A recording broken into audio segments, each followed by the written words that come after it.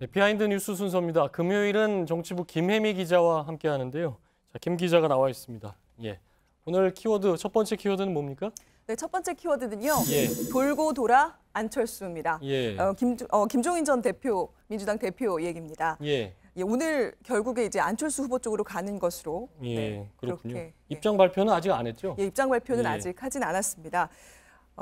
두 사람의 인연이 예. 상당히 좀 오래전으로 거슬러 그렇죠. 올라가게 됩니다. 상당히 안 좋게 끝났었는데 다시 힘을 합치는군요. 예, 그렇습니다. 예. 2011년에요. 이른바 예. 안철수 현상이라는 게 벌어졌을 때 청춘 콘서트를 진행하면서 이 두 사람 본격 인연을 맺습니다. 그때 안철수 후보가 자신의 멘토 1순위로 꼽은 게 김종인 전 의원입니다. 그런데 서울시장 보궐선거를 앞두고요.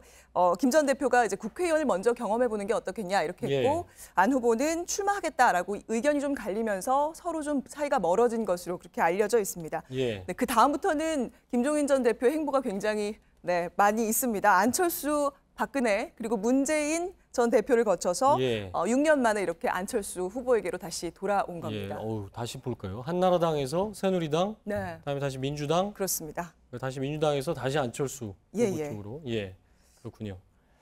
자, 그래서 아까도 잠깐 얘기했지만 네. 저도 그때 취재를 했었는데 예, 안 후보 쪽하고 굉장히 안 좋게 끝나서 사실 네네. 그 후에 거의 독설에 가까운 얘기를 굉장히 이제 많이 얘기를 내놨었거든요. 그런데 네네. 다시 합친다는 거죠. 네, 그렇습니다. 예. 그러니까 그때 안철수 후보와 멀어지고 나서 예. 그해 12월에요. 박근혜 당시 비상대책위원장의 제안을 받아서 한나라당으로 갔습니다. 예. 들어가면서 이 한나라당의 창조적인 파괴가 필요하다라고 이렇게 상당한 신뢰를 보였고요.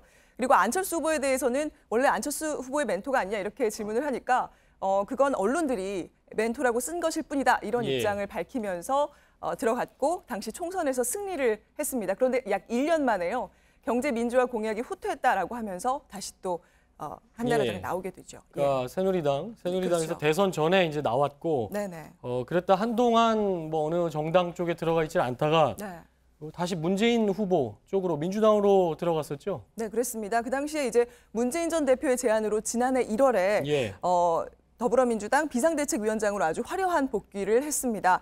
그때 안철수 후보가 그런데 기자들한테 이런 문자를 보내면서 좀 비난을 했습니다. 보시면요, 김 전 대표의 그 국보위 참여를 전력을 좀 언급하면서요, 노무현 전 대통령의 원칙 있는 승리가 어려우면, 그러니까 노무현 전 대통령이 원칙 있는 승리가 어려우면 원칙 있는 패배가 낫다 이렇게 얘기를 했는데 이 영입은 원칙 없는 승리를 하겠다라고 하는 거라면서 굉장히 날을 세웠습니다. 그때만 해도 그러니까 안철수 후보가 상당히 네. 진보적인 색채를 이제 강하게 하면서 호남 쪽을 이제 노리고 있었기 그렇죠. 때문에 네네. 국보위라는 게 이제 50 신군부 쪽의 구역자다 뭐 이런 예, 얘기를 했었던 거죠. 그렇습니다. 예. 그런데 또 그때 그렇게 들어갔는데 1년 만에 최근이죠. 3월에 다시 이 문재인 전 대표의 패권 정치를 비판하면서 당을 뛰쳐나오게 됩니다. 예. 그래서 일부에서는 이제 김종인 전 대표를 향해서 전이맨이다 이렇게 전이맨. 전이맨이라고 얘기를 하는데요. 이게 야구에서 이제 한 팀에 머무르지 못하고 이 팀 저 팀을 좀 전전하는 그런 예. 선수라는 의미입니다. 근데 김혜미 기자 얘기한 대로 사실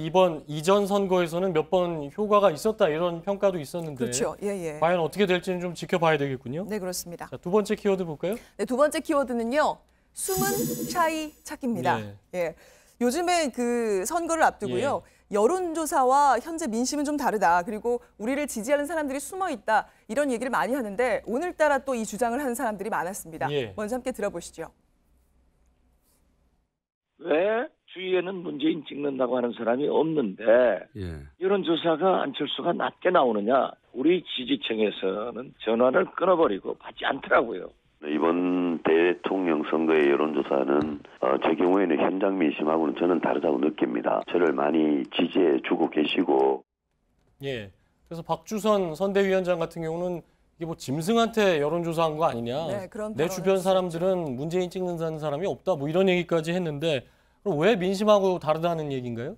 그러니까 오늘도 이제 갤럽 발표가 예. 났었는데요. 오늘 발표된 갤럽 조사를 예로 한번 설명을 좀 드리겠습니다. 그러니까 보시면요. 예. 전화를 받지 않거나 그러니까 끊어버리는 사람들이 저기 나옵니다. 응답률이 24%니까 10명 중에 약 7.5명 정도가 예. 전화를 받지 않는다는 그런 이야기인데요.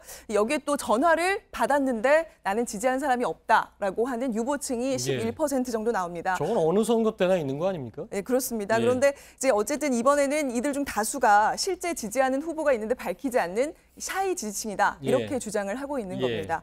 예, 특히 오늘 뭐 박지원 대표나 홍준표 후보나 유승민 후보 모두 주장하는 건 이런 사람들이 보수층이고 그리고 또 전화를 안 받는다라고 하니까 대부분 노인층이다. 그러니까 이들은 서로 이제 자신들을 지지하는 샤이층이다. 이런 예. 주장을 펼치고 있는 겁니다. 노인들이 샤이층이라는 얘기인데 네. 뭐 별별 샤이가 다 있어요. 그러니까 후보 이름만 앞에다 뭐 사실은 미국 대선에서 샤이 트럼프 때문에 나온 얘기지 네, 않습니까? 그때부터 시작된 뭐 얘기입니다. 샤이 뭐 이름에 다 샤이가 붙어 있는데 네. 지금 어떻습니까?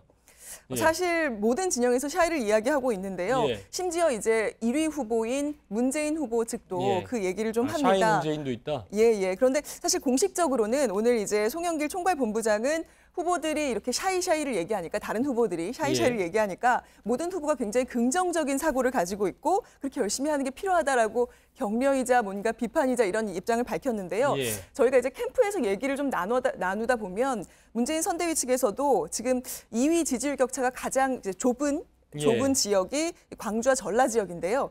여기에서도 이제 호남 지역에 가면 샤이 문재인층이 있다라고 주장을 합니다. 예. 그래서 문재인 후보 어떠냐 이렇게 얘기하면 지금은 뭐 한 봐야지 이런 맞나요? 봐야지 이런 사투리인데요. 네 이런 예, 호남 예. 사투리로 얘기를 예. 한다는 겁니다. 예. 그래서 여론조사 전문가들한테 저희가 좀 물어봤더니 이런 샤이층을 계속 얘기하는 거는 앞으로 표심을 좀 이끌어내기 위한 선거 전략 차원으로 이해한다. 예. 이런 설명이 좀 돌아왔습니다. 샤이 문재인, 샤이 안철수, 네. 뭐 샤이 홍준표 다 있다는 주장인데 네네, 그만큼 나중에 가면 내 표가 더 올라갈 것이다 이런 주장이고요. 네.